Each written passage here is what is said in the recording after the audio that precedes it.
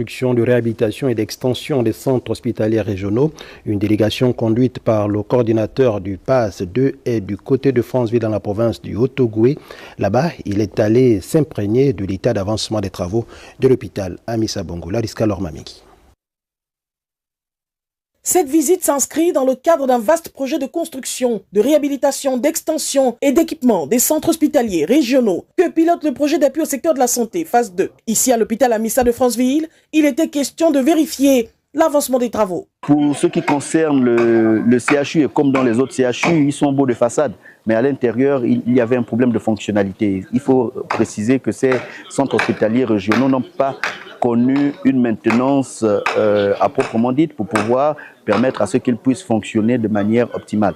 Aujourd'hui, il faut tout refaire dans nos CHR parce que ces CHR ont pour la plupart l'ensemble des équipements obsolètes, mais surtout l'ensemble des matériaux de fonctionnement et des circuits obsolètes. C'est ce que nous avons entrepris comme travaux, et travaux lourds bien évidemment, pour pouvoir améliorer et permettre à ce que les structures reprennent désormais aux normes internationales. Pensons que les moyens seront mis à disposition pour nous permettre d'à chaque fois être sur le terrain pour s'assurer que ce que nous validons au bureau évolue également sur le terrain. Afin de permettre la continuité des prestations de santé, la délégation conduite par Wilfried Mando, coordonnateur du projet, a mis en place une unité de soins mobile. Sur les toiles de tente qui ont été installées, il y a une tente qui est réservée au service de gynécologie pour les accouchements. Il y a une tente qui est réservée pour le laboratoire, une grande tente qui est réservée pour loger une partie des soins intensifs, c'est-à-dire le service des urgences, et une autre tente qui, elle, sera aménagée pour les consultations externes. C'est des travaux qui se déroulent en site occupé.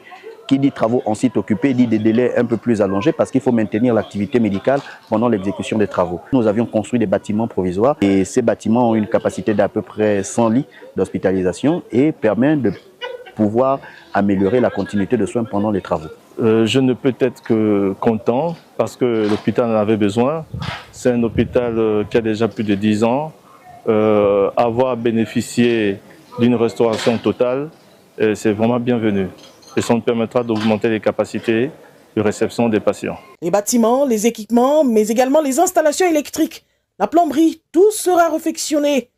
Il est utile de signaler que ces travaux concernent, pour cette phase, les CHR de Franceville, Oyem, Makokou et Mouila.